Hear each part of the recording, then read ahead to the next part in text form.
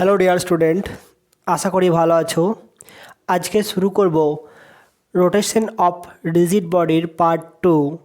আগের দিনে ক্লাসে পড়েছিলাম কি দ্বন্দ্ব কী জিনিস, অর্থাৎ কাপেল কী ছিল, দুটি সমান, সমান্তরাল এবং বিপরীতমুখী বল যাদের ক্রিয়ারেখা হচ্ছে কি আলাদা, মানে একই ক্রিয়ারেখা হবে না। যদি একটা বল এদিকে ক্রিয়া করে, অপর একটা বল এদিকে ক্রিয়া করবে, এবং এটা যদি এফ হয় এটাও এফ হবে, এবং এর ক্রিয়ারেখা আর এর ক্রিয়ারেখা পুরোপুরি আলাদা। অর্থাৎ কি, যদি এরকম হয় এটাও এফ এটাও এফ, বলেছিলাম কি এটাকে দ্বন্দ্ব বলবো না। আর দ্বন্দ্বের ফলে কোনো বস্তুতে যদি কোনো দ্বন্দ্ব প্রয়োগ হয় তাহলে কি হবে, যে ঘূর্ণন প্রবণতার সৃষ্টি হয় তাকে বলা হয় কি টর্ক। এবার দেখো তো, এই দ্বন্দ্ব যদি একটা নেওয়া হয়, দ্বন্দ্ব মানে কি, এই একটা বল ক্রিয়া করছে আর এই একটা বল ক্রিয়া করছে এফ, দ্বন্দ্বের মোট লব্ধি বল কত? দ্বন্দ্বের মোট লব্ধি বল কত? এটা যদি প্লাস এফ হয় এটা কত হবে, minus F. F net equal to plus F minus F equal to zero. Net বল যদি জিরো হয় তাহলে কী হবে, বস্তুর কোনো রকম রৈখিক গতি সৃষ্টি হবে না, অর্থাৎ কি কোনো রৈখিক গতি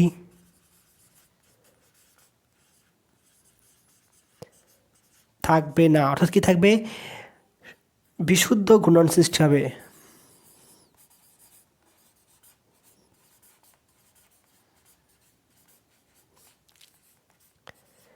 বিশুদ্ধ ঘূর্ণায়ন সৃষ্টি হবে। তাহলে টর্ক কী করে, কোনো বস্তুর মধ্যে বিশুদ্ধ ঘূর্ণায়ন সৃষ্টি করে। এবার কথা ছিল টর্কের ভেক্টর ফর্ম কী ছিল, torque equal to R cross F. আর বলতে কি টর্কের ক্রিয়ারেখার লম্ব দূরত্ব, আর এফটা হচ্ছে কি তাদের মধ্যবর্তী দ্বন্দ্বের যে কোনো একটা বলের মান। এবং টর্ক কী আছে, ভেক্টর রাশি যদি হয় এর অভিমুখটা কোন দিকে বলেছিলাম, অক্ষ বরাবর, হয় আপওয়ার্ড নয় ডাউনওয়ার্ড, হয় পজিটিভ নয় নেগেটিভ। যদি অ্যান্টি ক্লকওয়াইজ হয় তাহলে কি ধরেছিলাম পজিটিভ, আর ক্লকওয়াইজ হলে ধরেছিলাম কি নেগেটিভ। অর্থাৎ কি এই ডাইরেকশানটা মনে আছে নিশ্চয়ই, এই থাম্ব। টর্ক ও কৌণিক ত্বরণের সম্পর্ক নির্ণয়, দ্বন্দ্ব দ্বারা কৃতকার্য নির্ণয় করেছিলাম ডাব্লিউ ইকুয়াল টু কত, torque theta, torque into theta. এখানে হচ্ছে কি কৃতকার্য মানে কি স্কেলার কোয়ান্টিটি, তাই এখানে কোনো চিহ্ন দিইনি। আর এটা হচ্ছে ইনটু, তখন আর ক্রস বলবো না, ইনটু বা গণিত। এমনি কৃতকার্য কেমন হয়, ডাব্লিউ ইকুয়াল টু রৈখিক ক্ষেত্রে বল ইনটু সরণ। সেখানে কৌণিক গতির ক্ষেত্রে বলের জায়গায় কী আসবে, টর্ক আসবে, কারণ বল চলে এলে মানেই হচ্ছে কি রৈখিক গতি সৃষ্টি হবে। টর্ক ইনটু কৌণিক সরণ, আর এই সরণটা হবে কি কৌণিক সরণ। আর টর্কের সাথে কৌণিক ত্বরণের সম্পর্ক কি, torque equal to I alpha নির্ণয় করেছিলাম। এখানে আইটা কি বলা হয়েছে, মোমেন্ট অফ ইনার্সিয়া বা জাড্য ভ্রামক। এটা হচ্ছে কি বলেছিলাম যে রৈখিক ক্ষেত্রে ভরের যা ভূমিকা, কৌণিকের ক্ষেত্রে আয়ের ভূমিকা তাই। তাই যদি হয় তাহলে দেখো রৈখিক ক্ষেত্রে কি জানি আমরা, F equal to m a, আর এখানে কত এসছে কৌণিক ক্ষেত্রে torque equal to I alpha. দেখবে রৈখিক ক্ষেত্রে ই ইকুয়াল টু কত আসবে, দেখবে হাফ এম ভি স্কোয়ার ইকে, এখানে আসবে দেখবে হাফ এম এর জায়গায় আসবে কি আই ওমেগা স্কোয়ার।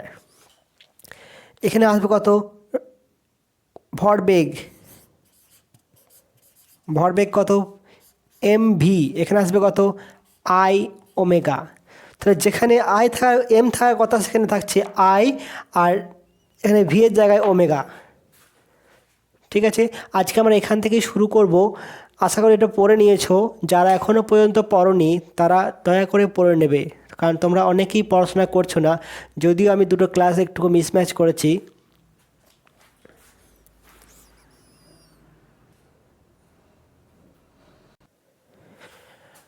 প্রথমে এই টর্ক দিয়ে একটা অঙ্ক করিয়ে দিই, তারপর আবার এখান থেকে শুরু করব। ধরে নাও একটা দোলক, এটা ঝুলছে ছাদ থেকে, ওকে আমি এরকম কন্ডিশনে ছেড়ে দিলাম। ঠিক আছে, এটা হচ্ছে কত থিটা কোণ করেছে, যেখানে ও এ, এটা বি দাও যদি, তাহলে ও এ সমান ও বি সমান কী হবে, দোলকের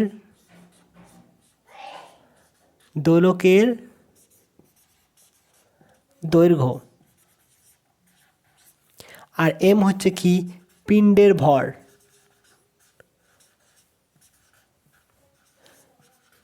সে গোষ্ঠীর পিণ্ডে করে দেবো ওই নয়, কিন্তু এটা হচ্ছে পিণ্ড বলতে এই বলটার ভর। ঠিক আছে, তাহলে এরপর টর্ক কত হবে,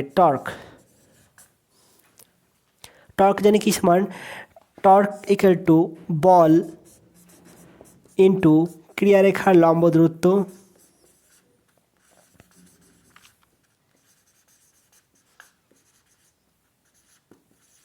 তাহলে এখানে তো বল তো পাচ্ছি এমজি হবে একটা, ধরে নাও, কিন্তু আর একটা বল কোন দিকে ক্রিয়া করছে, যদি এখানে হয় এমজি সোজা কাজ করবে কোন দিকে, নিচের দিকে, তাই তো, এমজি কাজ করছে এদিকে, তাহলে ঠিক অনুরূপে আর একটা বল সৃষ্টি হবে কোথায়, এদিকে সৃষ্টি হবে এমজি, মানে ঠিক সমপরিমাণ বল বিপরীতমুখী। আর এই জন্য বস্তুটি কীভাবে আবর্তন করছে, কোনো রকম রৈখিক গতি নেই। তাহলে কত হচ্ছে, একটা বলের মানটা কত পেলাম, এমজি। এরপর লম্ব দূরত্ব কোনটা হবে, এইখান থেকে এইটুকু হবে কি লম্ব দূরত্ব, এটা এ যদি হয় এটা সি, তাহলে কত হবে ইন্টু এ সি, অর্থাৎ এম জি। সূত্র দেখো হচ্ছে এ সি মানে হচ্ছে কোনটা, ও এ সাইন থিটা, ও এ সাইন থিটা। এটা যদি থিটা হয় এটা হবে লম্ব, আর এটা হবে অতিভুজ। লম্ব বা অতিভুজ সমান হচ্ছে কি সাইন থিটা, তাহলে আমাদের আসবে ও এ সাইন থিটা, অর্থাৎ m g l sine theta. এখানে যদি এম এর মান বলে দেয়, মানটা পুট করবে, জি এর মানটা 9.8, এল এর মানটা বসাবে, সেন্টিমিটারে থাকলে সবগুলো সেন্টিমিটার করবে, আর এসআই থাকলে সবগুলো এসআই করবে। তাহলে এখানে টর্ক প্রযুক্ত হচ্ছে বলে সেটা হচ্ছে আবর্তন করছে বা ঘুরছে একটা বিন্দু সাপেক্ষে। ঠিক আছে, নোট করে নাও এটাও।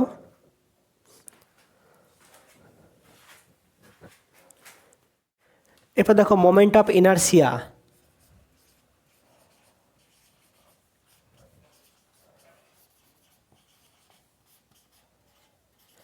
এটা নিয়ে অনেকগুলো মানে পয়েন্ট আছে, তোমাদের বইয়ে দেখবে একটা টেবিল দেওয়া আছে, কোনো বস্তুর মোমেন্ট অফ ইনারশিয়া কত হবে, কার সাপেক্ষে কত হবে সেটা দেওয়া আছে। তোমরা এটা মুখস্থ করবে, আমি ওই পার্টটা যাব না, ওটাকে অ্যাভয়েড করে অন্য দিকে যাব, তারপরে নেক্সট ক্লাসে ওখান থেকে শুরু করব। তো মোমেন্ট অফ ইনারশিয়া কী বললাম, যে কী ছিল, I equal to summation of M I R i square. আমরা কি দেখেছিলাম, এটা যদি একটা অক্ষ হয়, এবি অক্ষ ধরেছিলাম, যার সাপেক্ষে কী হয়েছিল, একটা বিস্তৃত বস্তু আবর্তন করছে। এখানে কী ছিল, M1 কণা, এটা M2 কণা, এটা M3 কণা, এটা হচ্ছে কত MN কণা। দূরত্ব কত ছিল, RN, R3, R2, R1। তাহলে কোনো একটা বস্তু আবর্তন করছে একটা অক্ষের সাপেক্ষে, তখন কী এসেছিল, জড়তা ভ্রামক, এবং দেখতে কি মনে হচ্ছে যে এম কণাগুলোর ভর ইন্টু দূরত্বের, কার দূরত্ব, অক্ষ থেকে দূরত্বের বর্গের সমষ্টির সাথে সমান। এটা কি নির্দেশ করছে, সমষ্টি। তাহলে কোনো অক্ষকে কেন্দ্র করে আবর্তনশীল কণাগুলির ভর এবং অক্ষ থেকে দূরত্বের বর্গের গুণফলের সমষ্টিকে বলা হয় জড়তা ভ্রামক। সংজ্ঞাটা লিখব কি, কোনো অক্ষকে কেন্দ্র করে যখন কোনো বস্তু কণা সমষ্টি আবর্তন করে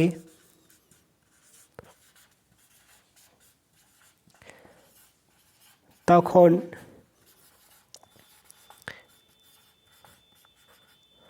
কণাগুলির ভর ও অক্ষ থেকে লম্ব দূরত্বের কণাগুলির ভর এবং কণাগুলির এবং অক্ষ থেকে লম্ব দূরত্বের বর্গের গুণফলের সমষ্টিকে বলা হয়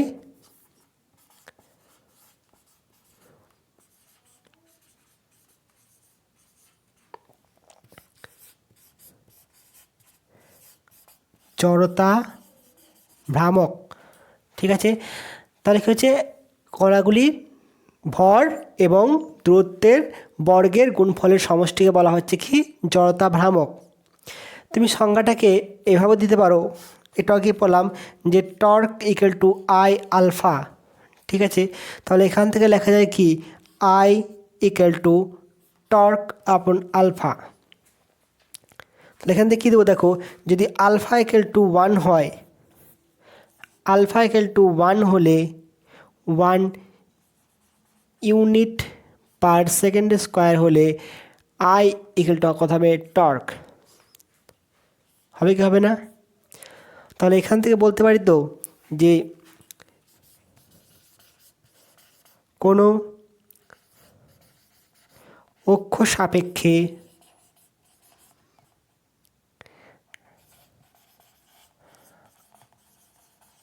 আবর্তনশীল বা ঘূর্ণনশীল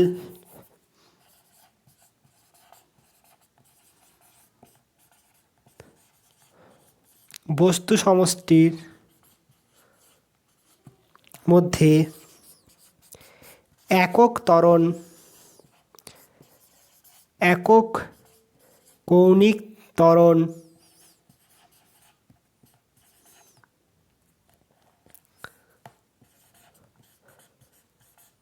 সৃষ্টি করতে যে পরিমাণ বলের প্রয়োজন হয়,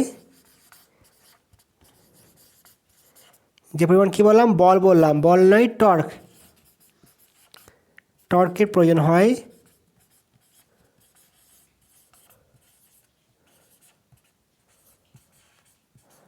তাকে বলে মোমেন্ট অফ ইনার্সিয়া। অ্যাকচুয়ালি টর্ককে বলা হয় না, টর্কের সাংখ্যমানটা কি হয়, এই টর্কের সাংখ্যমানটাই হচ্ছে কি আই, একক ত্বরণ। এখানে যদি আলফা লাগাও তাহলে এর মাত্রা এবং এর মাত্রা সমান হবে, আর যদি বলে দাও torque equal to alpha I, সেক্ষেত্রে কি মাত্রা সমান হবে না, অর্থাৎ কি টর্কের সাংখ্যমানটাই হবে কি জড়তা ভ্রামকের সাথে সমান। তুমি সংখ্যাটা দু জায়গা থেকে দিতে পারো, এখান থেকেও দিতে পারো, এখান থেকেও দিতে পারো, কোনো অসুবিধা নেই। তো বইয়ে তোমাদের এটা ইউজ করা আছে, দেখবে মানে সিম্পল যেটা দেখতে পাচ্ছ সেটাই। এরপর দেখবে বিভিন্ন বস্তুর ক্ষেত্রে জড়তা ভ্রামকের মান বিভিন্ন হবে। দেখো ধরো এই একটা গোলক আছে, এই গোলকটা নিজের অক্ষের সাপেক্ষে ঘুরতে পারে, ঠিক আছে, বা এই গোলকটা এ একটা অক্ষের সাপেক্ষে আবর্তন করতে পারে।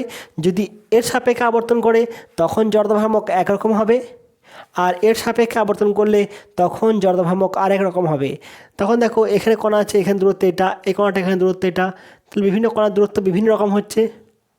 তাহলে এই কণাটার দূরত্ব এখান থেকে কত হচ্ছে, এটা যদি এক্স হয়, এখান থেকে দূরত্বটা কত হয়ে যাবে, তখন গ্রেটার দেন, যদি গ্রেটার দেন ধরে নিচ্ছি, গ্রেটার দেন 2x হবে কি না? দূরত্ব পাল্টে যাচ্ছে, অক্ষ থেকে দূরত্ব পাল্টে যাচ্ছে, আর দূরত্ব যদি পাল্টে যায় জড়তা ভ্রামকও পাল্টে যাবে। এই পেনটা হচ্ছে কি এরকম আবর্তন করছে, এরকম নিজের অক্ষের সাপেক্ষে, তখন একরকম জড়তা ভ্রামক হবে। আর পেনটা যদি এরকম আবর্তন করে, ঠিক আছে, এরকম আবর্তন করছে, তখন সেক্ষেত্রে জড়তা ভ্রামক আলাদা হবে। তখন এর অক্ষ কোনটা, এটা হচ্ছে এর অক্ষ, এটা হচ্ছে এর অক্ষ, ঠিক আছে। তাহলে অক্ষ পাল্টালে জড়তা ভ্রামক পাল্টে যাবে। এর দুটো সূত্র আছে, লম্ব অক্ষ উপপাদ্য সূত্র আর সমান্তরাল অক্ষ উপপাদ্য সূত্র। দুটোকেই পরে পড়াবো উপপাদ্যগুলো, এখন পড়াচ্ছি না। তোমাদের কাজ হচ্ছে কি এই জড়তা ভ্রামকের মানগুলো একটু মুখস্থ করা টেবিল থেকে, একটু পরিচিত হও। যেমন ধরে নাও এটা কত হবে, 2/5 mr², যেখানে আর হচ্ছে কি এর ব্যাসার্ধ। এটা কত হবে, 2/5 mr² plus M R square. কথা হবে 7/5 এম আর স্কোয়ার। এটা কেন লিখলাম এরকমভাবে সেটা পরবর্তীকালে বুঝতে পারবে। ঠিক আছে, এগুলো সব মুখস্থ করবে আশা করছি। একটা রিংয়ের ক্ষেত্রে কথা হয় এম আর স্কোয়ার। একটা রিং যদি না হয় এ অক্ষের সাপেক্ষে কথা হবে এম আর স্কোয়ার। যদি ব্যাস সাপেক্ষে নেওয়া হয় তো সেক্ষেত্রে কথা হবে 1/2 এম আর স্কোয়ার। এগুলো মুখস্থ করবে, অনেক টেবিল দেওয়া আছে। এর ইউনিট কত হবে? ইউনিট কী হবে দেখো, এটা হচ্ছে এম আর স্কোয়ার। এম বলতে কি? ভর। তাহলে কি লিখবো? কেজি মিটার স্কোয়ার এটা হতে পারে। বাকি হবে গ্রাম সেন্টিমিটার স্কোয়ার। এটা হচ্ছে কি? সিজিএস, এটা হচ্ছে এসআই। ডাইমেনশন কত হবে? Dimension of I. কেজি কত হবে? এম ভর, তো তাহলে এম এটা এল স্কোয়ার আসছে। যদি তুমি এখান থেকে নাও torque equal to I alpha, দেখো I equal to torque alpha. Torque সমান কত জানি আমরা? বল, একটা বল ইন্টু দূরত্ব। আর আলফার কত হয়? র্যাড পার সেকেন্ড স্কোয়ার, বা কি বলতে পারি পার সেকেন্ড হবে, তাই তো, র্যাড পার সেকেন্ড কৌণিক সরণ। তাহলে এক্ষেত্রে মাত্রা কত হবে? কত আসছে? কত? M l T⁻² into l divided by কত আসছে? Rad per second square. Unit হচ্ছে র্যাড পার সেকেন্ড স্কোয়ার। তাহলে এর মাত্রা কত হবে? এর মাত্রাহীন 1/t²। তাহলে কত আসলে কত? M l square. তাহলে এখান থেকে এর মাত্রা আসবে, ওখান থেকেও এর মাত্রা আসবে। ঠিক আছে, অনেক অজানা রাশির মাত্রা নির্ণয় করার সময় বিভিন্ন পন্থা অবলম্বন করতে পারো। এরপর হচ্ছে কি এর সিগনিফিকেন্স বা তাৎপর্য কী? সিগনিফিকেন্স কী লিখব? সিগনিফিকেন্স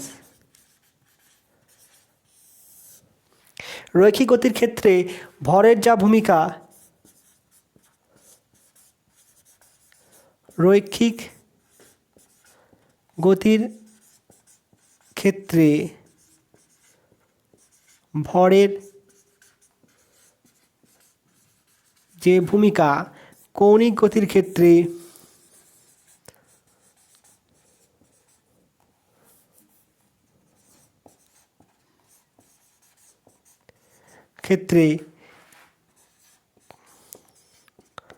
জড়তা ভ্রামক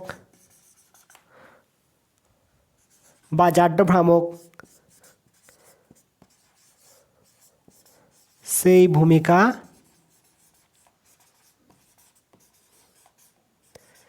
পালন করে। ঠিক আছে, এরপর দেখো আরেকটা এখান থেকে আসে মানে পয়েন্ট আছে, সেটা পয়েন্ট হচ্ছে কি, যদি একটা বস্তুর উপর বল প্রয়োগ করা হয়, আমরা রৈখিক ক্ষেত্রে কি দেখেছিলাম, একটা বস্তুর উপর বল প্রয়োগ হচ্ছে, এফ বল প্রয়োগ হচ্ছে, বস্তুর মধ্যে কি হয়? ত্বরণ সৃষ্টি হয়। ত্বরণে গতিশীল, পেন হাত থেকে পড়ে যাচ্ছে, আমাকে পড়াতে মানা করছে, তাই তো। তাহলে এফ বল প্রয়োগ করছি, ত্বরণ সৃষ্টি হয়েছে বস্তুতে, সেখানে কি হয়? একটা অলিক বল সৃষ্টি হয়। ঠিক আছে, যেটা কোনো বাস্তব ক্রিয়া প্রতিক্রিয়া দ্বারা সৃষ্ট বল নয়, তার এটাকে অলিক বল বলা হয়। এবং এটা কোথায়? অজাতীয় নির্দেশতন্ত্রে সৃষ্টি হয়। ঠিক সেরকমই একটা বস্তু যদি একটা অক্ষের সাপেক্ষে যদি আবর্তন করে, বিভিন্ন কণা আছে, সেই কণাগুলোর মধ্যে কী হবে? অলিক বলের সৃষ্টি হবে, অলিক বলের সৃষ্টি হয়। ধরো কৌণিক ত্বরণে আবর্তন করছে বা ত্বরণ আছে কণাগুলোর, অলিক বল, তার জন্য কী তৈরি হবে? অলিক বলের মানটা কত? -MIFI করলাম, ধরে নাও অলিক বল, বিভিন্ন কণার ত্বরণ বিভিন্ন, তাই অলিক বল বিভিন্ন হলো। সেই অলিক বলগুলো কি করবে? যে টর্কের সৃষ্টি করে তাকে বলা হয় কি? অলিক টর্ক।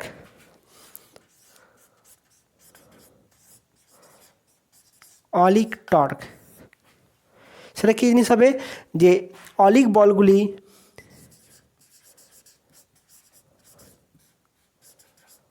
কণাগুলির উপর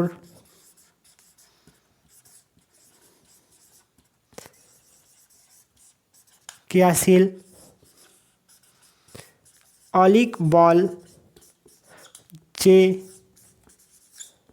টর্কের সৃষ্টি করে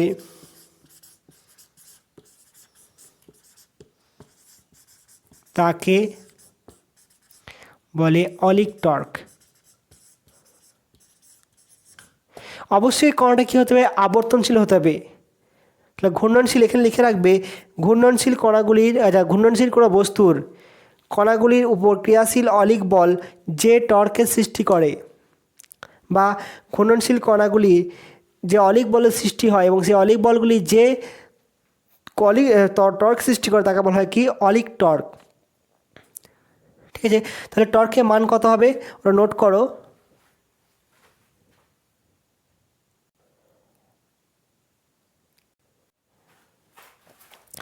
তাহলে দেখো, নিউটনের যেমন সূত্র ছিল কি, অজড়ত্বীয় নির্দেশান্তরে টর্ক,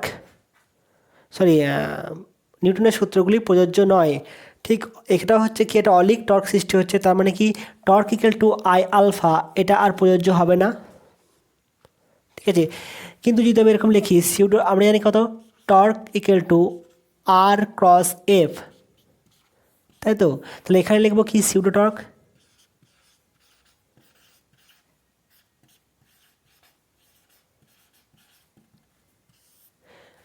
কত হবে, torque tau not equal to summation of, কত লিখবো, আর আই, এখানে আর আই হলো ভেক্টর চিহ্ন cross minus m i f I.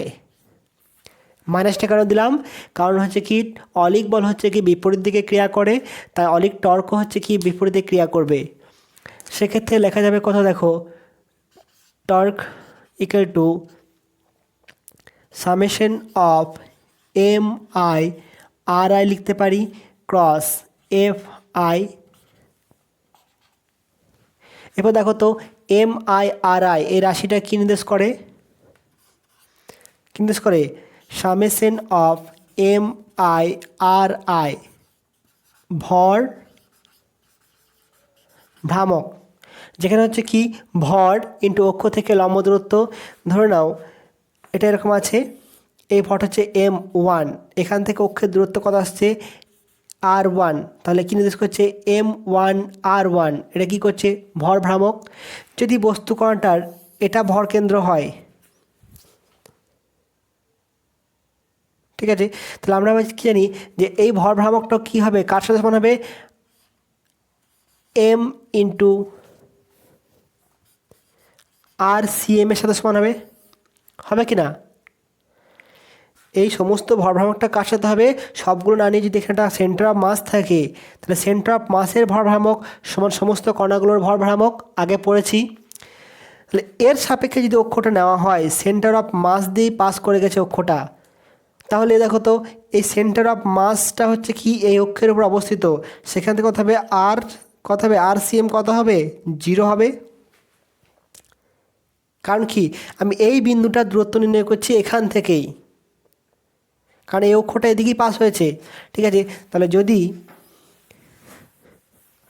যদি ঘূর্ণাক্ষটি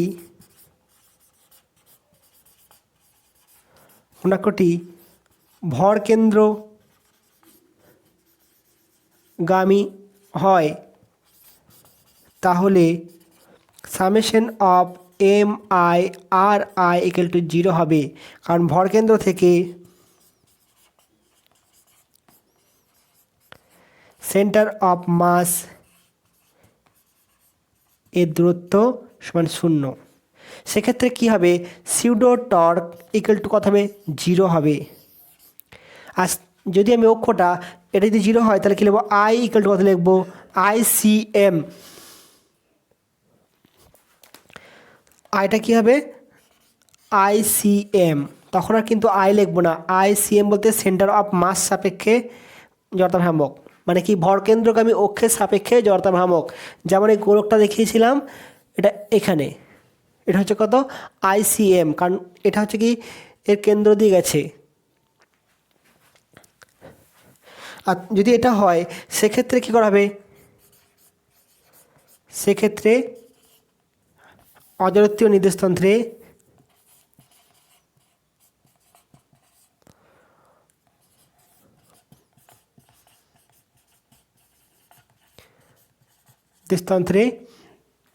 কী হবে, এটাকে আমি অ্যাপ্লাই করতে পারবো। Torque equal to I alpha প্রযোজ্য হবে। বোঝা গেছে? নোট করো। এরপর দেখো চক্র গতির ব্যাসার্ধ বলতে কী জিনিস, ধরে নাও একটা বস্তু আবর্তন করছে একটা অক্ষের সাপেক্ষে। এর হচ্ছে কি বিভিন্ন কণাগুলো আছে, সেখানে কী করি R1, এটা কণাটা হচ্ছে M1, এটা হচ্ছে কোনটা MN, হচ্ছে RN। নিয়ে আয়ুষ্মান কী হয়, আয়ুষ্মান কত হবে সামেশন অফ MI/RI স্কোয়ার। চক্রগতি ব্যাসার্ধ বলতে কি এমন একটা বিন্দুকে বোঝায় দূরত্বকে, ধরে নাও এই সমগ্র কণার সমগ্র ভর অর্থাৎ কি M, যেখানে M হচ্ছে কি সামেশন অফ MI, যে সমগ্র বস্তুটা ভর এখানে পুঞ্জীভূত যে ধরা হলে এখান থেকে এর দূরত্ব যদি k হয় তাহলে MK স্কোয়ার, এটা হবে কি এই বিন্দু জড়তা ভ্রামক, এবং এই বিন্দু জড়তা ভ্রামক এবং হচ্ছে কি সমগ্র বস্তুটা জড়তা ভ্রামক যদি সমান হয় তাহলে বলো সেই দূরত্বটাকে অর্থাৎ কে দূরত্বটাকে বলা হয় কি চক্রগতি ব্যাসার্ধ।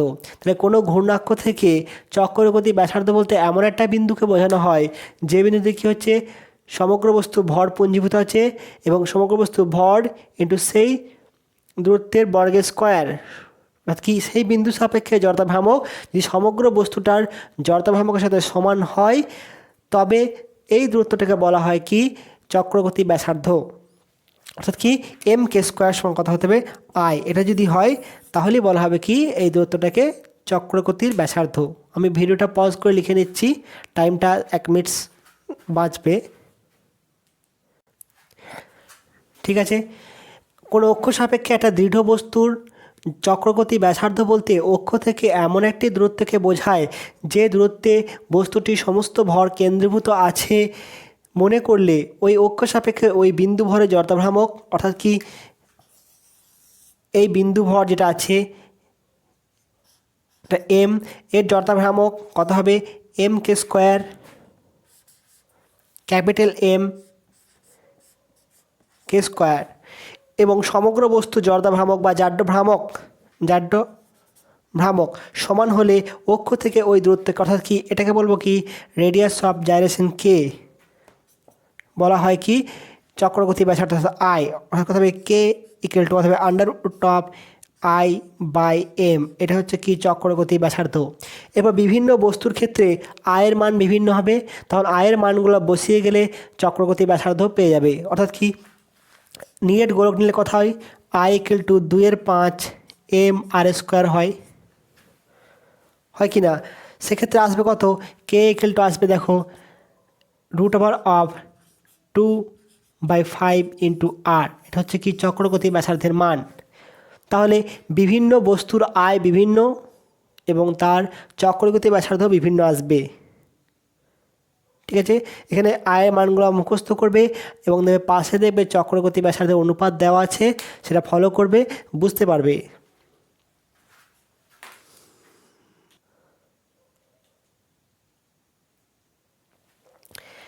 এরপর দেখো রোটেশনাল কাইনেটিক এনার্জি অর্থাৎ কি আবর্ত গতিশক্তি।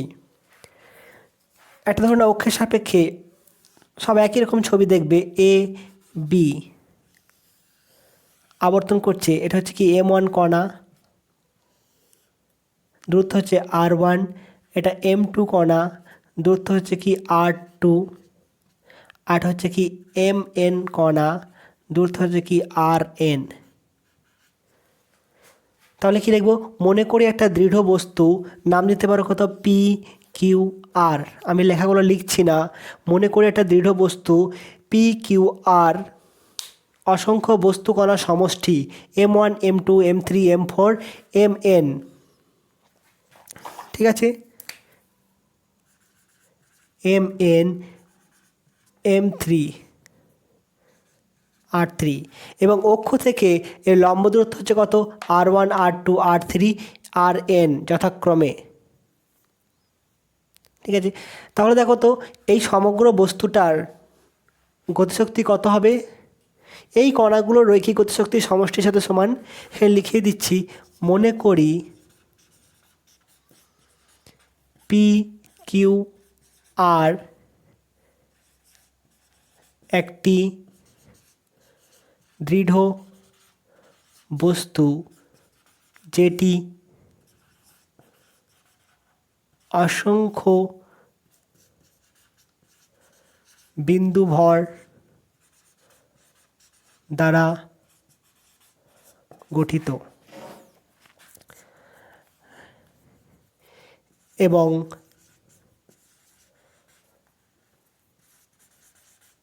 কণাটি এ বি অক্ষ সাপেক্ষে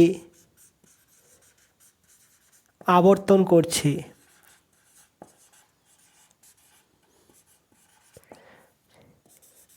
M1 বস্তুটির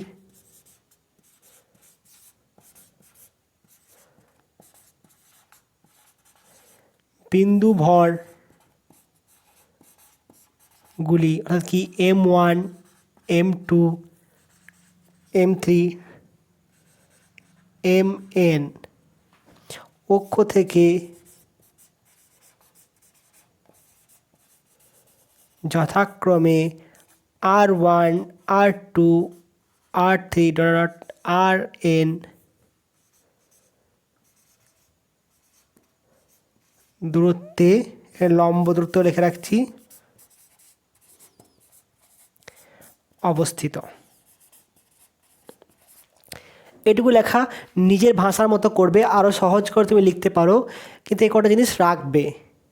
এরপর হচ্ছে কি যে এই বস্তুটার গতিশক্তি কী হবে, কণাগুলোর রৈখিক গতিশক্তির সাথে সমান, অর্থাৎ কি সমগ্র বস্তুটির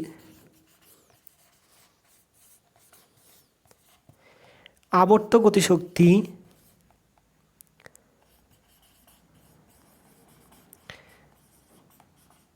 কণাগুলির গতিশক্তির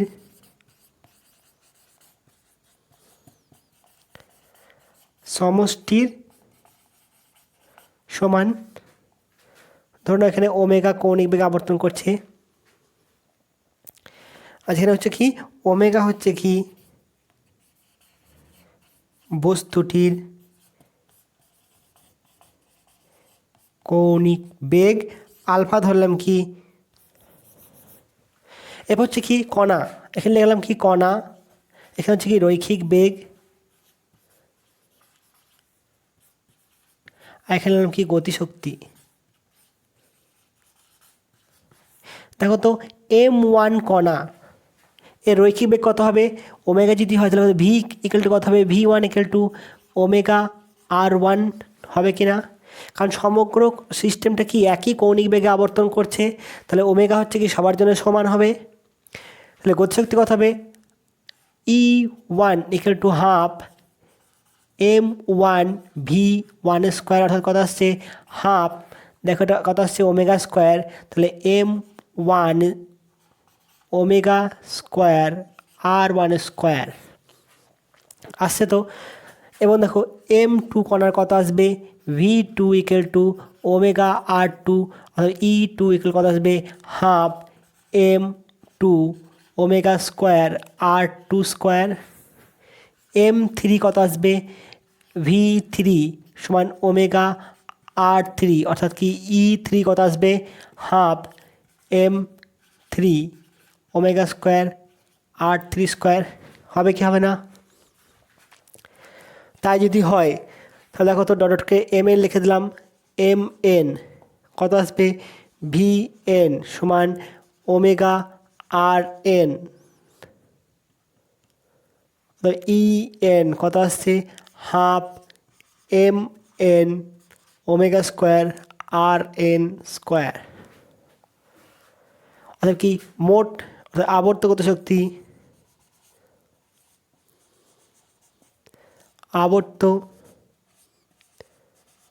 গতিশক্তি ই রোটেশনাল কোনটা হবে? দেখো এদের গতিশক্তি নিয়েই তো আবর্ত গতিশক্তি, কণাগুলো আবর্তন করছে বলি তো গতিশক্তি আসছে। সেক্ষেত্রে কি বলেছিলাম, আমি এখানে রৈখিক গতিশক্তি দিয়ে নির্ণয় করেছি, আমি আলটিমেট গতিশক্তি করছি বলে আমি রৈখিক থেকে ড্র করছি। তাহলে কথা হবে দেখো তো E1 plus E2 plus E3 plus dot dot dot. তাহলে কথা আসছে, দেখো কমন নিচ্ছি এগুলো থেকে কি হাফ কমন নিচ্ছি আর আই ওমেগা কমন নিচ্ছি। অর্থাৎ কথা আসছে দেখো হাফ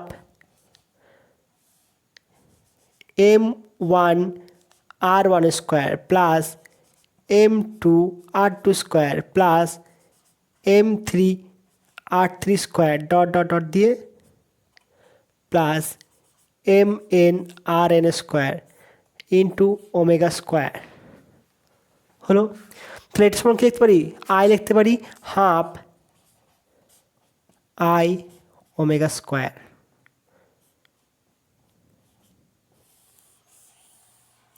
তুমি এখান থেকেও টর্কের সাথে কৌণিক ত্বরণের রিলেশনটা নির্ণয় করতে পারো, আমি দেখাচ্ছি করে তোমাদেরকে। তাহলে কথা আসছে আবর্ত গতিশক্তি মান কত আসছে হাফ আই ওমেগা স্কোয়ার, যেখানে রৈখিক ক্ষেত্রে কত এসেছিল E half m v square.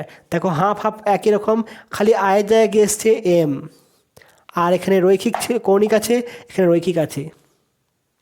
তাহলে আয়ের যা ভূমিকা, এমের যা ভূমিকা, আয়ের ভূমিকা হচ্ছে কি একই। ঠিক আছে, নোট করে নাও এটা। আমি এখান থেকে দেখাবো কি torque equal to I alpha সমীকরণটা।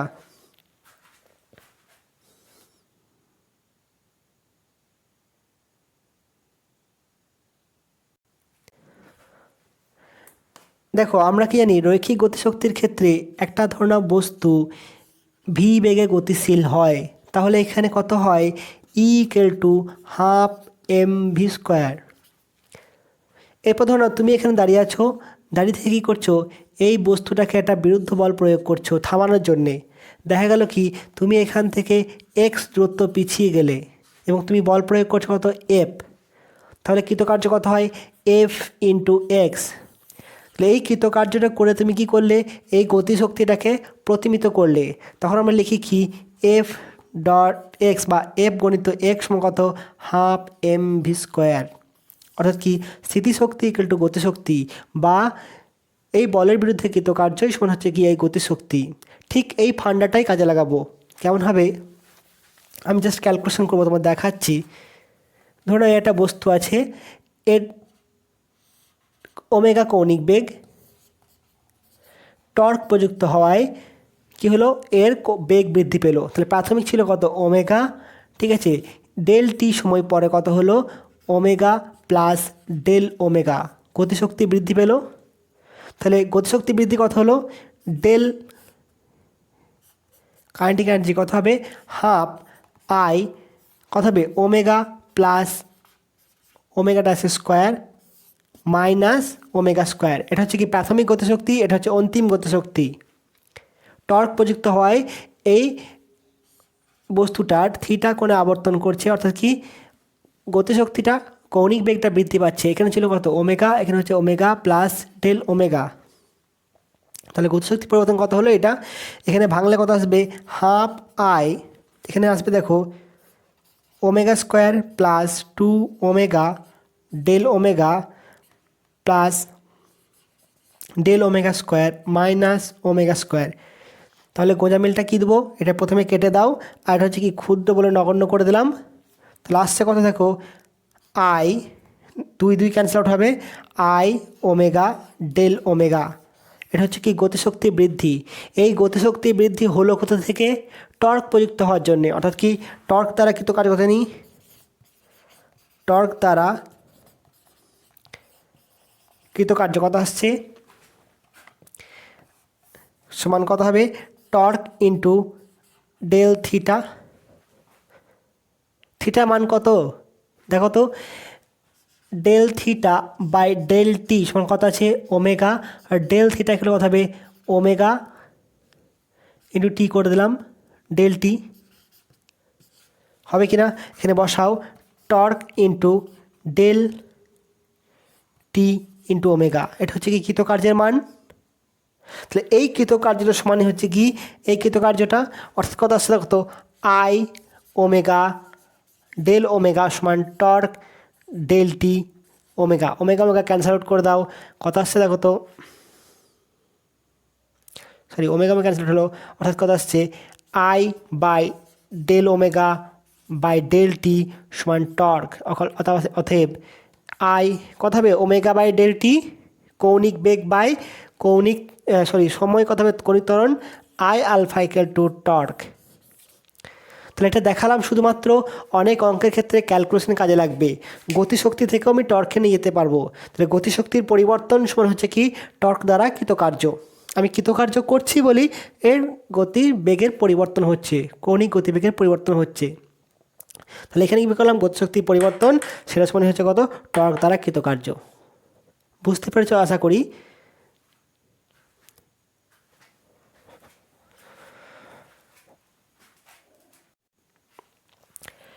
এরপর দেখো অ্যাঙ্গুলার মোমেন্টাম কৌণিক ভরবেগ, আমরা কি জানিছিলাম এই রৈখিক ভরবেগের ক্ষেত্রে বস্তুর ভর এবং বেগ এই দুয়ের সমন্বয়ে একটা বস্তুর মধ্যে যে গতীয় প্রবণতা সৃষ্টি করে তাকে বলা হয় কি রৈখিক ভরবেগ। ঠিক এখানেও বলবো কি কোনো বস্তুর এখানে এম এর জায়গায় কি আসবে আই আসবে, আর এখানে ভি এর জায়গায় আসবে কি ওমেগা। তাহলে কোনো বস্তুর জড়তা ভ্রামক এবং কৌণিক বেগের সমন্বয়ে বস্তুর মধ্যে যে ঘূর্ণন প্রবণতা সৃষ্টি হয়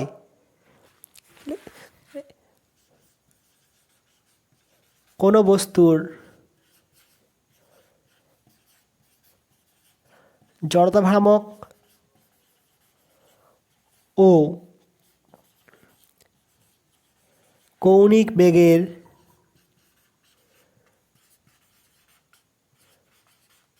সমন্বয়ে যে গতীয় ধর্মের সৃষ্টি হয়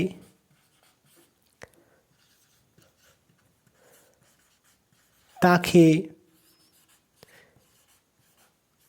ঘূর্ণাক্ষ সাপেক্ষে কৌণিক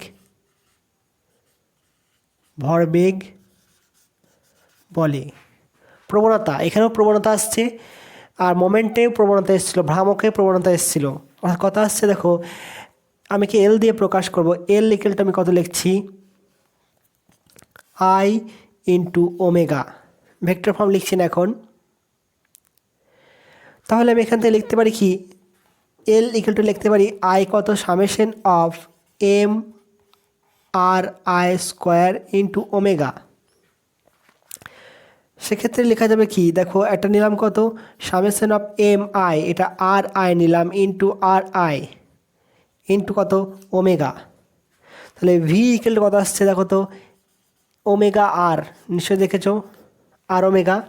তাহলে এটা কি লিখতে পাচ্ছি দেখো আমি ভি আই লিখতে পাচ্ছি, অর্থাৎ কি summation of M I R I V I.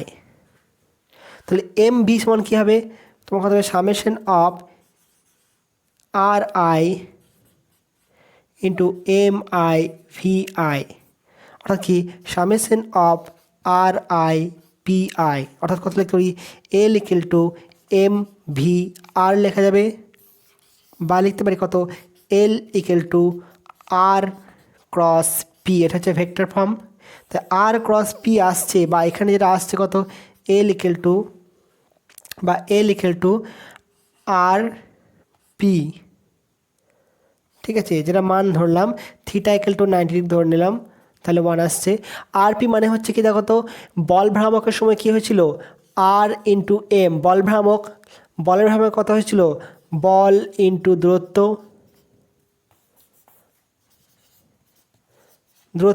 মানে কত এফ ইন্টু আর।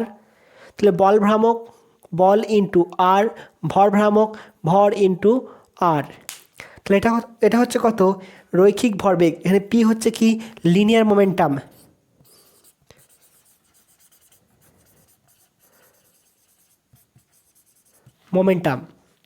তাহলে এখানে লিখতে পারি কি, যে রৈখিক বেগের কোনো ঘূর্ণাক্ষের সাপেক্ষে রৈখিক বেগের ভরভ্রামককে বলা হয় কি, কি বলবো, কৌণিক ভরবেগ। তাহলে কোনো ঘূর্ণাক্ষের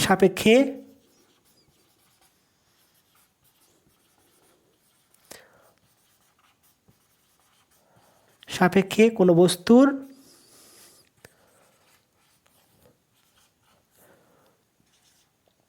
রৈখিক ভরবেগের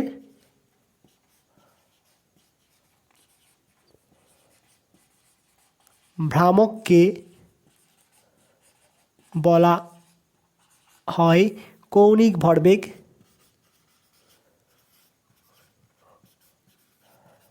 তুমি যেমন খুশি সংজ্ঞা ইউজ করতে পারো, ঠিক আছে, বোঝা গেছে। আর cross P.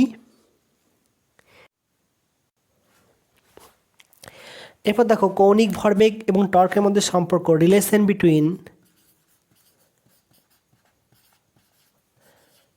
Between angular momentum and torque. প্রথমে ভেক্টর দিয়ে লিখে নিই, কত জানি। এক নম্বর হচ্ছে কি, আমি সাধারণ সম্পর্ক করি প্রথমে। আমরা জানি কি, যে আলফা ইকুয়াল টু কত হবে, omega 1 minus omega 2 minus omega 1 by T. ঠিক আছে। আবার টর্ক সমান কত হচ্ছে, টর্ক সমান আই আলফা। তাহলে একটা বস্তুর জড়তা ভ্রামক কোনো সময় দুটো হবে না, একটা অক্ষের সাপেক্ষে। অক্ষে পরিবর্তন হলে জড়তা ভ্রামক পরিবর্তন হয়।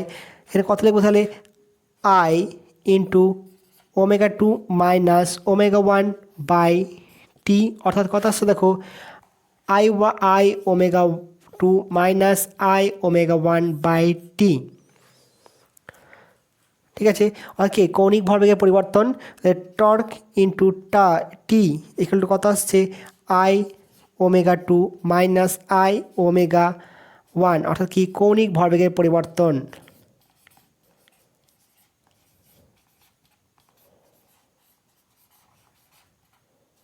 ভরবেগের পরিবর্তন। তাহলে এটাকে কি বলবো, দেখো তো, নিশ্চয়ই পড়েছিলে, বলের ঘাত পড়েছিলে, সেখানে কি পড়েছিলে, F T equal to M V minus M U, মনে আছে? তাহলে এটা হচ্ছে কি, টর্কের ঘাত, তাই তো, বা কৌণিক ঘাত বলা যাবে কি যাবে না, ভালোভাবে লক্ষ্য করতো। সমীকরণটা নিউটন চ্যাপ্টার খুলে ভালো করে লক্ষ্য করো। টর্কের ঘাত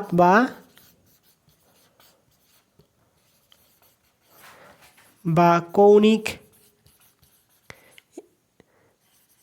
ঘাত, অ্যাঙ্গুলার ইম্পালস। ঠিক আছে, একই রকম দেখতে। এরপর হচ্ছে কি, ভেক্টর সম্পর্ক নির্ণয় করব।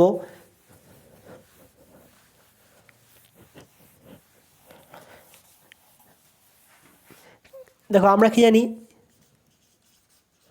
ভেক্টর দিয়ে নির্ণয় করছি যে torque equal to I alpha,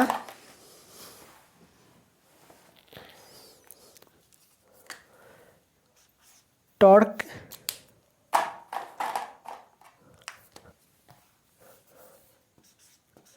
equal to R cross f, এটা জানি। আর কি জানি, 1 নাম্বার। 2 নাম্বার জানি কত, যে এল ইকুয়াল টু আর ক্রস কি পি বলতে কি, এখানে 2 নাম্বার, পি বলতে এম ভি আর এফ বলতে এম এ। ঠিক আছে। এরপর করো তো ডিএল ডিটি করো, তাহলে কত আসছে দেখো তো, ডিটি আর ক্রস পি। এখানে ক্রস আছে বলে বা ভেক্টর চিহ্ন আছে বলে ভয় খাবে না, যেমন করো দুটো ভেক্টর মানে দুটো ভ্যারিয়েবল দিয়ে ওইভাবেই করব। প্রথমে আর কে অবকল করব, পিকে রেখে দেবো, বা প্রথমে আরকে রেখে দেবো, পিকে করব, যে কোনো খুশি করতে পারো। অর্থাৎ তারপরে কী করবো, প্লাস দেবো, যেটাকে করা হয়নি সেটাকে করব, আর বাকিটা রেখে দেবো। কথা আসছে এখানে ডি ডিটি আর প্লাস এখানে থাকলো কি পড়ে, ক্রস পি পড়ে থাকলো, নিচেই লেখো সমান ডি ডিটি, আর এর অবকল করা হচ্ছে প্লাস ক্রস পি পড়ে থাকলো প্লাস আরকে রেখে দিলাম ক্রস ডি ডিটি পি। তাহলে একবার পি এর কাছে গেল, একবার আর এর কাছে গেল, আসছে কত, ডি আর বাই ডিটি সমান কী হবে গো, বেগ হবে। তাহলে এখানে ভি আর পি বলতে কত, এম ভি, তাই তো, m v plus r into dp by dt কত হবে দেখো, cross d m v by dt. এখানে কত করো তো, এমটা বাইরে বের করলাম, v cross v plus r, এখানে এমটা বাইরে বেরিয়ে গেল, এম কত হবে, ডিভি ডিটি আসবে কি না, এমটা ধ্রুবক। এরপর লক্ষ্য করো ভি ক্রস ভি, এটা ভি ভেক্টর, এটা এবার ভি, তাহলে এর সাথে এরই ক্রস করছি, মানে থিটা কত, 0 ডিগ্রি। থিটা 0 ডিগ্রি হলে ক্রস প্রোডাক্টের মান কত হবে, 0 হবে। তাহলে এটা মান কত, 0 সমান 0 প্লাস আর ক্রস এম ইন্টু ভি বলতে কোনটা, ডি ভি বাই ডিটি অর্থাৎ কি ত্বরণ এ। তাহলে এম ইন্টু এস কত হবে, অর্থাৎ কত হবে আর ক্রস এফ সমান কি টর্ক, সমান হচ্ছে টর্ক, অর্থাৎ কি ডি এল ডিটি সমান হচ্ছে কত, টর্ক। তাহলে কৌণিক ভরবেগের পরিবর্তনের হারটাই হচ্ছে কি টর্কের সাথে সমান। এরপর দেখো কৌণিক ভরবেগের সংরক্ষণ সূত্র, রৈখিক ভরবেগের সংরক্ষণ সূত্র কি পড়েছিলে, যে বাইরে থেকে যদি বল প্রযুক্ত না হয়, কেমন বলছিলাম, বাসের মধ্যে তোমরা আছো, বাসের মধ্যে তোমরা বাসকে ঠেলাঠেলি করছো, কিন্তু বাইরে থেকে কেউ ঠেলছে না, তাহলে কি বাসের গতির কোনো পরিবর্তন হবে না, অর্থাৎ কি রৈখিক ভরবেগ সংরক্ষণ থাকবে। ইভেন এমনও যদি হয় যে একটা বাচ্চা, একটা প্রেগনেন্ট মহিলা আছে বাসের মধ্যে, সেখানে বাচ্চা প্রসব করলো, সেক্ষেত্রেও কিন্তু কোনো ভরবেগের পরিবর্তন হবে না, ঠিক আছে, কারণ সেটা হচ্ছে কি সম্পূর্ণ বাসের মধ্যে ঢুকে আছে, মানে বাসের ইন্টারনাল ব্যাপার ওটা হয়ে গেল। তাহলে কথা হচ্ছে দেখো তো, যে সেখানে বলেছিলাম কি, যদি বল প্রযুক্ত না হয় বাইরে থেকে, তাহলে রৈখিক ভরবেগের সংরক্ষণ থাকে, সংরক্ষিত থাকে, মানে কি, যদি প্রযুক্ত বল এফ ইকুয়াল টু 0 হয়, তাহলে কথা হবে এম ভি ইকুয়াল টু ধ্রুবক বলেছিলাম। এবং এই কনসেপ্টে অনেকগুলো অঙ্ক আছে ছিল, ঠিক এখানেও হচ্ছে কি, বাইরে থেকে যদি টর্ক প্রযুক্ত না হয়, ওখানে বল আর এখানে টর্ক, তাহলে কী হবে, কৌণিক ভরবেগ কীভাবে সংরক্ষিত থাকবে, এবং এই কনসেপ্ট দিয়েও অনেকগুলো অঙ্ক আছে, এটা নোট করে নাও। আমি এরপর থেকে ওটা শুরু করব।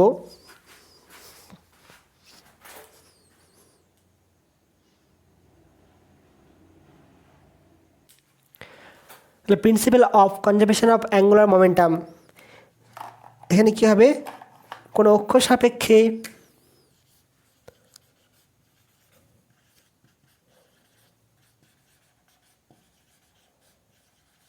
সাপেক্ষে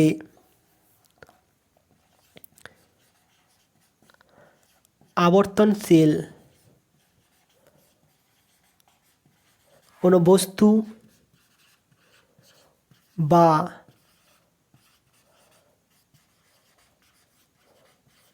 কণা সমষ্টির উপর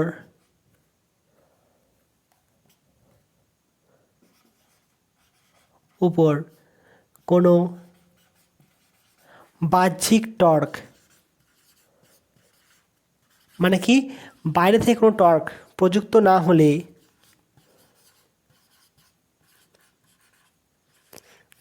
হলে সংস্থাটির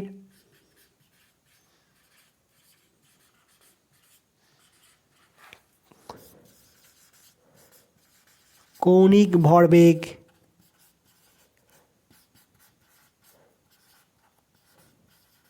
সংরক্ষিত থাকে।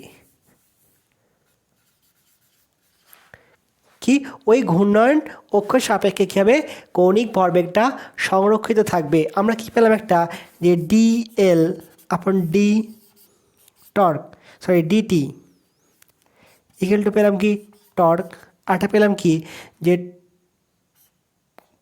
Torque equal to I omega 2 minus I omega 1 by T, এটা পেয়েছি।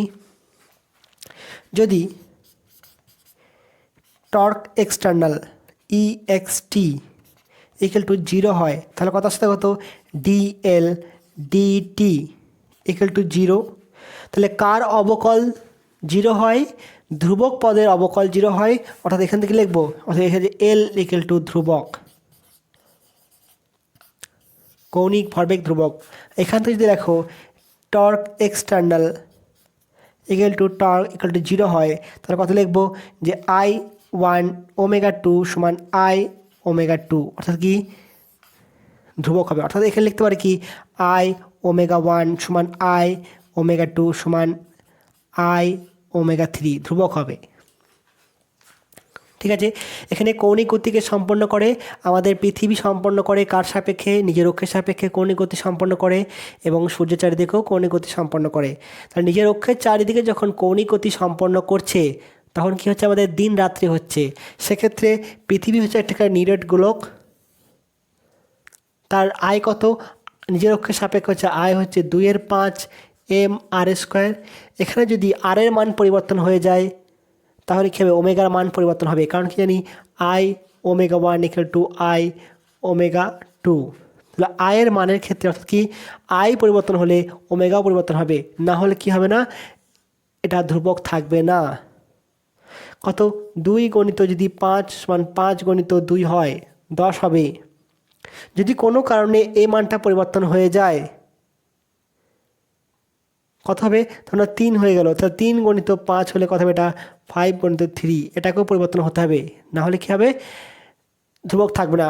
যদিও এখানে 15 হচ্ছে এটা 10 হচ্ছে, এটা হবে না, মানে এটাকেও এমন হতে হবে যাতে গুণফলটা কী হবে সে 10ই আসবে। ঠিক আছে, বোঝা জিনিসটা। তাহলে কী হবে যে দুটোকেই পরিবর্তন হতে হবে। এই পরিবর্তন নিয়ে অনেক কটা অঙ্ক আছে, এর পরের দিন আমি অঙ্ক দিয়ে শুরু করব। আপাতত এটা পড়ে রাখবে ভালোভাবে, আমি থিওরি পার্টটা আগে কমপ্লিট করে নিয়ে তারপর অঙ্ক করব। বোঝা গেছে? ভালো থাকবে, ভালোভাবে পড়াশোনা করবে।